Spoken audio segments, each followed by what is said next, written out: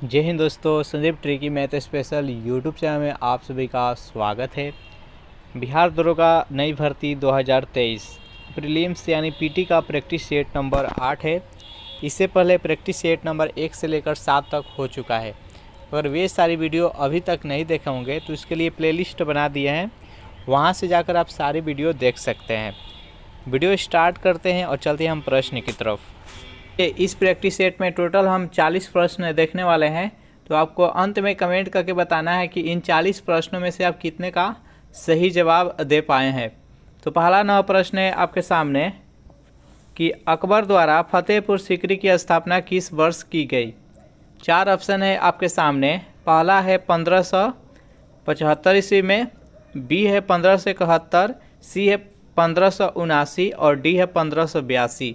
बताइए इस चारों ऑप्शन में से इस प्रश्न का सही आंसर क्या है। जितने भी स्टूडेंट इस वीडियो को देख रहे हैं जल्दी से बताइए इस प्रश्न का राइट आंसर क्या है। तो जो भी कैंडिडेट ऑप्शन नंबर बी के साथ जा रहे हैं 1571 ईस्वी बिल्कुल सही जवाब है। सेकेंड नंबर प्रश्न देखते हैं। प्रश्न है कि दक्षिणी ध्रुव कितने डिग्री अक्षांश पर स्थित है। 90 डिग्री पर, बी है 180 डिग्री पर, सी है 66.1/2 डिग्री पर और डी है 23.1/2 डिग्री। बताइए दोनों प्रश्न का सही आंसर क्या है। तो दोनों प्रश्न का सही आंसर हो जाएगा ऑप्शन नंबर ए 90 डिग्री। चलिए नेक्स्ट क्वेश्चन देखते हैं।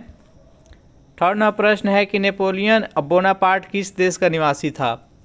ऑप्शन नंबर ए है जर्मनी का, बी है इटली का, सी है फ्रांस का और डी है ब्रिटेन का। बताइए थर्ड नंबर प्रश्न का सही आंसर क्या है। नेपोलियन बोनापार्ट किस देश के निवासी था। तो जो भी कैंडिडेट ऑप्शन नंबर सी के साथ जा रहे हैं फ्रांस का बिल्कुल सही जवाब है। चलिए 4 नंबर प्रश्न है कि भारतीय राष्ट्रीय कांग्रेस की प्रथम महिला अध्यक्ष कौन थी। सरोजिनी नायडू, एनी बेसेंट, सी है अन्ना जॉर्ज और डी है अमृता कौर। यहाँ पर पूछा गया, यहाँ पर 2 टाइप से क्वेश्चन पूछता है। एक पूछता है कि भारत की पहला महिला कांग्रेस अध्यक्ष पूछता है और दूसरा पूछता है कि भारतीय प्रथम महिला अध्यक्ष। तो यहाँ पर पूछा है कि भारतीय राष्ट्रीय कांग्रेस की पहला महिला अध्यक्ष पूछा है। यहाँ पर किसी प्रकार का नहीं बॉन्ड नहीं लगाया है कि ये भारत की है या किसी और देश की है, बस पूछ दिया है कि महिला अध्यक्ष से। तो ऐसा प्रश्न पूछे तो इसका राइट आंसर है option number be Annie Besant. अगर पूछे कि प्रथम भारतीय महिला अध्यक्ष कांग्रेस की तो हो जाएगा सरोजिनी नायडू। चलिए नेक्स्ट क्वेश्चन है कि नागार्जुन सागर प्रोजेक्ट किस नदी पर स्थित है। गोदावरी नदी पर, गंगा नदी पर, नर्मदा नदी पर और डी है कृष्णा नदी पर। बताइए 5 नंबर प्रश्न का सही आंसर क्या है। नागार्जुन सागर प्रोजेक्ट किस नदी पर स्थित है। तो जो भी कैंडिडेट ऑप्शन नंबर डी के साथ जा रहे हैं कृष्णा नदी बिल्कुल सही जवाब है। सेशन आपको अच्छा लग रहा है तो वीडियो को लाइक कर दे, अपने दोस्तों के पास शेयर कर दे और इस चैनल से अगर पहली बार जुड़े होंगे तो चैनल को सब्सक्राइब करना नहीं भूलिएगा। चलिए 6 नंबर प्रश्न है कि भारत का पहला पायलट रहित यान का नाम क्या है। आकाश, अग्नि 1, सी है लक्ष्य और डी है लूना 9। बताइए 6 नंबर प्रश्न का सही आंसर क्या है। तो जो भी कैंडिडेट ऑप्शन नंबर सी के साथ जा रहे हैं लक्ष्य बिल्कुल सही जवाब है। चलिए 7 नंबर प्रश्न देखते हैं। प्रश्न है कि सल्तनत काल के किस शासक ने सर्वप्रथम अस्थायी सेना रखने की व्यवस्था की थी। इल्तुतमिश ने, अलाउद्दीन खिलजी ने, मोहम्मद बिन तुगलक ने और फिरोज शाह तुगलक ने। बेहद इंपॉर्टेंट प्रश्न है। बताइए 7 नंबर प्रश्न का सही आंसर क्या है। इस प्रैक्टिस सेट में जितने भी प्रश्न कराए जाएंगे वो ऑथेंटिक और ऐसे प्रश्न आपके एग्ज़ाम में आने की चांस बहुत ही ज़्यादा रहने वाला है। तो हर एक प्रश्न इम्पोर्टेंट है आपके एग्ज़ाम के व्यू से। बताइए 7 नंबर प्रश्न का सही आंसर क्या है। तो जो भी कैंडिडेट ऑप्शन नंबर बी के साथ जा रहे हैं अलाउद्दीन खिलजी बिल्कुल सही जवाब है। चलिए 8 नंबर प्रश्न है कि अंतर्राष्ट्रीय श्रम संगठन ILO इंटरनेशनल लेबर ऑर्गेनाइजेशन का मुख्यालय कहाँ स्थित है। द हेग में, न्यूयॉर्क में, जिनेवा में और लंदन में। अगर इस प्रैक्टिस सेट का आपको PDF चाहिए तो उसके लिए टेलीग्राम ग्रुप बना रखे हैं, जिसका लिंक इसी वीडियो के नीचे डिस्क्रिप्शन में मिल जाएगा। ज्वाइन करके इसका PDF डाउनलोड कर सकते हैं। बताइए 8 प्रश्न का सही आंसर क्या है? तो जो भी कैंडिडेट ऑप्शन नंबर C के साथ जा रहे हैं, जेनेवा बिल्कुल सही जवाब है। चलिए 9 प्रश्न देखते हैं।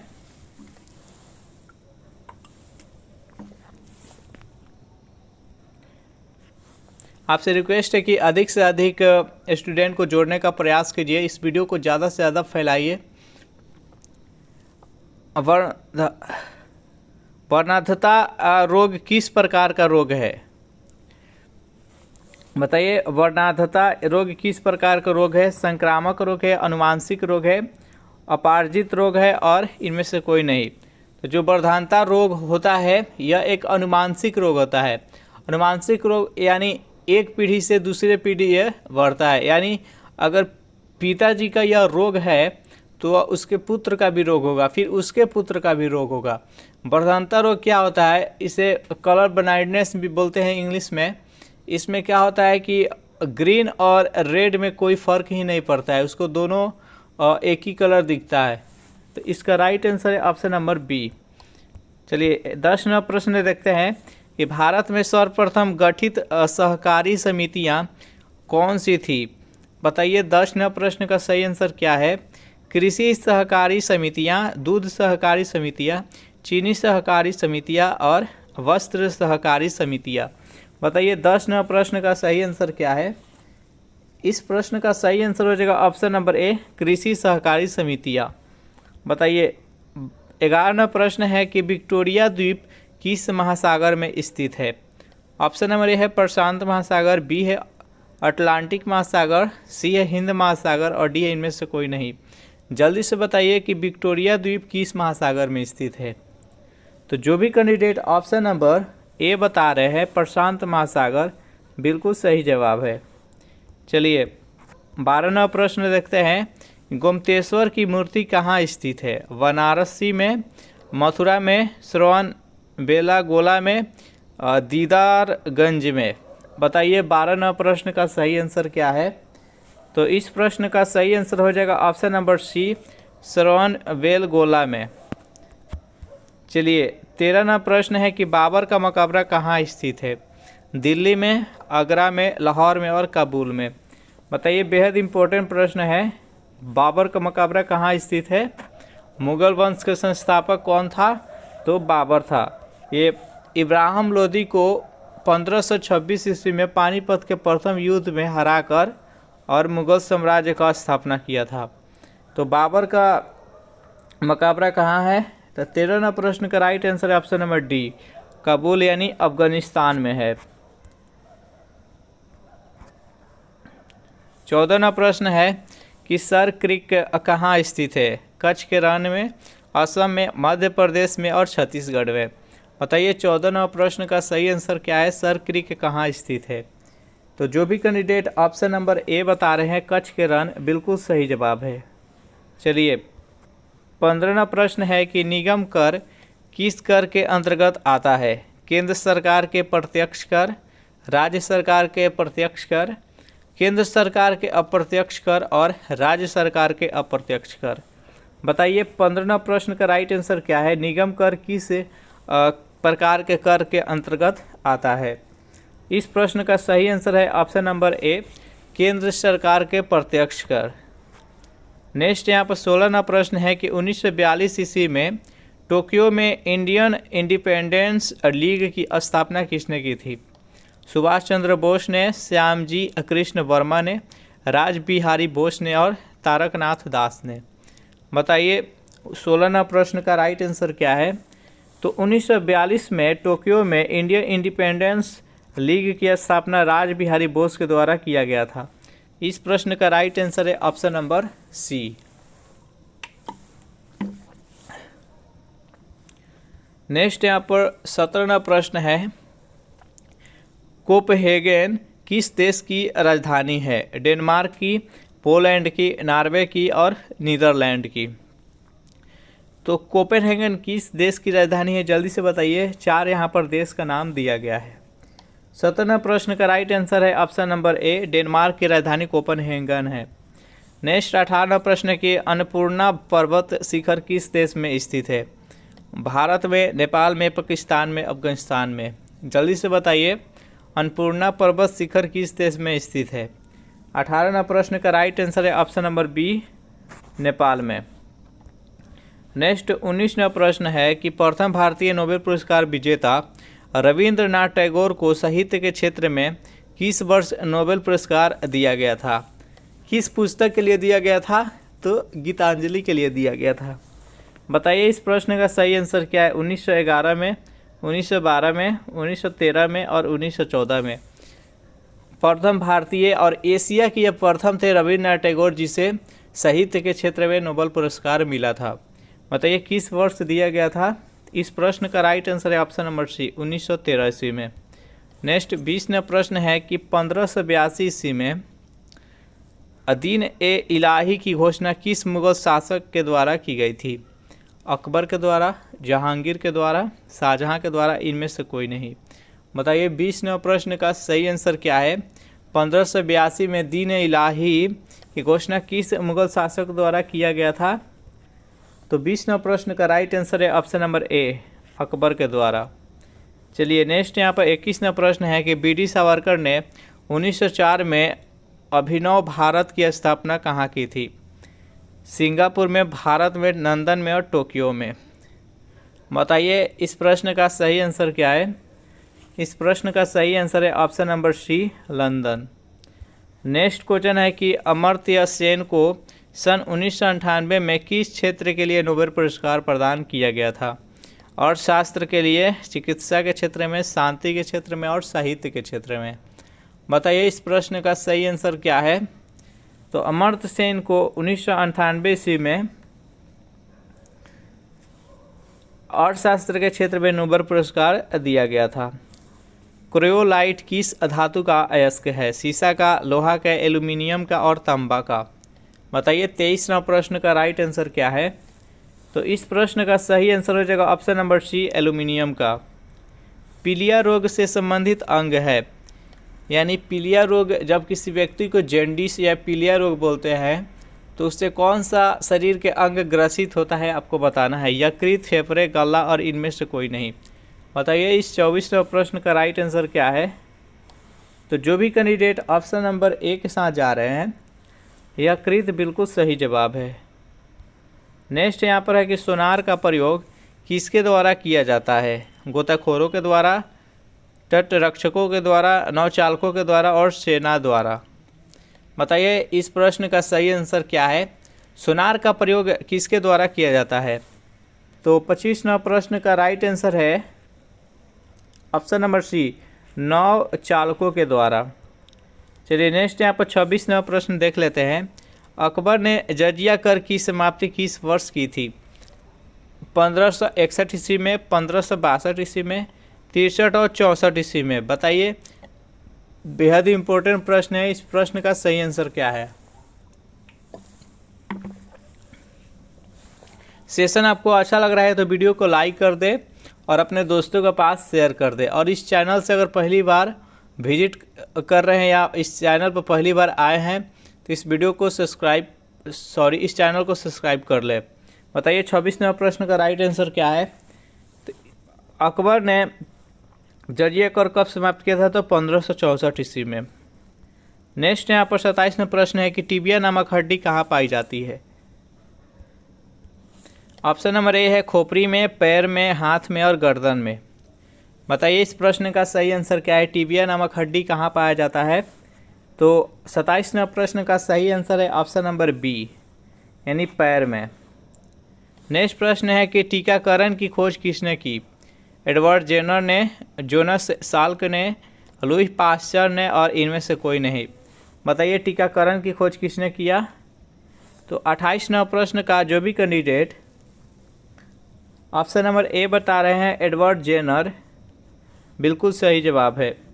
नेक्स्ट है कि ट्रिप्सिन का निर्माण कहाँ होता है? यकृत में, अग्नाशय में, लार ग्रंथिया में, इनमें से कोई नहीं। बताइए 29वां प्रश्न का राइट आंसर क्या है? ट्रिप्सिन का निर्माण कहाँ होता है? तो 29वां प्रश्न का जो भी कैंडिडेट ऑप्शन नंबर बी के साथ जा रहे हैं अग्नाशय, बिल्कुल सही जवाब है। चलिए 30वां प्रश्न देख लेते हैं। मदर टेरेसा को किस वर्ष नोबेल पुरस्कार प्रदान किया गया था? 1968 में, 1971 में, 1975 और 1979 में। जल्दी से बताइए इस प्रश्न का सही आंसर क्या है। मदर टेरेसा को किस वर्ष नोबेल पुरस्कार प्रदान किया गया था? तो 30वां प्रश्न का राइट आंसर हो जाएगा ऑप्शन नंबर डी, 1979 ईस्वी में। यहाँ पर हम 3 नोबेल पुरस्कार देख चुके हैं। एक रविन्द्रनाथ टैगोर को कब दिया गया था? 1913 में। उसके बाद मदर टेरेसा को 1979 ईस्वी में। फिर अमर्त्य सेन अर्थशास्त्र के क्षेत्र में 1998 ईस्वी में। सब ईस्वी याद रखिएगा। अकबर ने अपनी राजधानी का परिवर्तित कर आगरा से फतेहपुर सीकरी किस वर्ष की थी? 1564 में, 1571 में, 75 में और 79 में। बताइए इस प्रश्न का राइट आंसर क्या है। तो जो भी कैंडिडेट ऑप्शन नंबर बी बता रहे हैं 1571 ईस्वी, बिल्कुल सही जवाब है। नेक्स्ट यहाँ पर 32वां प्रश्न है कि केपी नहर किन 2 राज्यों को जोड़ता है? जल्दी से बताइए 32वां प्रश्न का राइट आंसर क्या है। केपी नहर किन 2 राज्यों को जोड़ता है? तो जो भी कैंडिडेट ऑप्शन नंबर ए के साथ जा रहे हैं आंध्र प्रदेश तमिलनाडु, बिल्कुल सही जवाब है। ये आंध्र प्रदेश और तमिलनाडु को जोड़ता है केपी नहर। नेक्स्ट यहाँ पर है 33वां प्रश्न है कि मजहर की घोषणा किस मुगल शासक ने की? बाबर ने, हुमायूं ने, अकबर ने और शाहजहां ने। जल्दी से बताइए 33वां प्रश्न का राइट आंसर क्या है। अगर इस प्रैक्टिस सेट का आपको पीडीएफ चाहिए तो उसके लिए टेलीग्राम ग्रुप बना रखे हैं, जिसका लिंक इसी वीडियो के नीचे डिस्क्रिप्शन में मिल जाएगा। वहाँ ज्वाइन करके इसका पीडीएफ डाउनलोड कर सकते हैं। 33वां प्रश्न का राइट आंसर हो जाएगा ऑप्शन नंबर सी, अकबर। चलिए नेक्स्ट यहाँ पर 34वां प्रश्न है कि हरगोबिंद खुराना को सन 1968 में किस क्षेत्र के लिए नोबेल पुरस्कार प्रदान किया गया था? यह भी एक भारतीय थे, हरगोबिंद खुराना। सभी पोस्ट अपना अपना। तो बताइए 34वां प्रश्न का राइट आंसर क्या है। तो जो भी कैंडिडेट ऑप्शन नंबर डी के साथ जा रहे हैं चिकित्सा शास्त्र, तो हरगोबिंद खुराना को सन 1968 ईस्वी में चिकित्सा के क्षेत्र में नोबेल पुरस्कार दिया गया था। नेक्स्ट यहाँ पर 35वां प्रश्न है कि इबादत खाना की स्थापना अकबर के द्वारा कब की गई थी? 1562 ईस्वी में, 1563, 1564, 1575। बताइए इस 35वां प्रश्न का राइट आंसर क्या है। तो जो भी कैंडिडेट ऑप्शन नंबर डी के साथ जा रहे हैं 1575 ईस्वी, इबादत खाना की स्थापना 1575 ईस्वी में अकबर के द्वारा किया गया था। नेक्स्ट है कि यक्षगान लोक नृत्य का संबंध किस राज्य से है? कर्नाटक से, मध्य प्रदेश से, झारखंड से, इनमें से कोई नहीं। बताइए इस प्रश्न का सही आंसर क्या है। तो जो भी स्टूडेंट ऑप्शन नंबर ए के साथ जा रहे हैं कर्नाटक, बिल्कुल सही जवाब है। यक्षगान नृत्य कहाँ पर है? तो ये कर्नाटक में प्रचलित है। नेक्स्ट यहाँ पर 37वां प्रश्न है कि भौतिक शास्त्र के क्षेत्र में चंद्रशेखर वेंकट रमन को किस वर्ष नोबेल पुरस्कार प्रदान किया गया? जल्दी से बताइए इस प्रश्न का सही आंसर क्या है। तो 37वां प्रश्न का राइट आंसर हो जाएगा ऑप्शन नंबर ए, 1930 ईस्वी में। नेक्स्ट है यहाँ पर कि तीर्थ यात्रा पर लगने वाले कर को किस मुगल शासक ने समाप्त कर दिया था? बाबर ने, हुमायूं ने, अकबर ने और जहांगीर ने।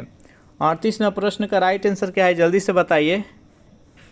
इस प्रश्न का राइट आंसर हो जाएगा ऑप्शन नंबर सी, अकबर ने। अकबर ने दास प्रथा का अंत किस वर्ष किया? 1562 ईस्वी, 1563 ईस्वी, 1564 और 1565। बताइए 39वां प्रश्न का राइट आंसर क्या है। अकबर ने दास प्रथा को अंत कब किया? 39वां प्रश्न का राइट आंसर है ऑप्शन नंबर ए, 1562 ईस्वी। इस प्रैक्टिस सेट का लास्ट क्वेश्चन देख लेते हैं कि वेंकटरमन कृष्ण को 2009 का नोबेल पुरस्कार किस क्षेत्र में दिया गया था? बताइए वेंकटरमन कृष्ण को किस वर्ष दिया गया था? तो 2009 में किस क्षेत्र में दिया गया था? तो 40वें प्रश्न का right answer option number B, रसायन के क्षेत्र में। 30 प्रैक्टिस सेट में टोटल हम 40 प्रश्न देखे। 40 में आप कितने का सही जवाब दिए हैं आपको कमेंट करके बताना है। सेशन आपको कैसा लगा ज़रूर कमेंट करके बताइएगा। वीडियो आपको अच्छा लगा हो तो वीडियो को लाइक कर दें, अपने दोस्तों के पास शेयर करें। और अगर इस चैनल से पहली बार जुड़े होंगे तो चैनल को प्लीज़ सब्सक्राइब कर लीजिएगा। नेक्स्ट वीडियो सुबह 9 बजे आएगा तो वो भी देखना नहीं भूलिएगा। तो thanks for watching this video. मिलते हैं नेक्स्ट वीडियो में।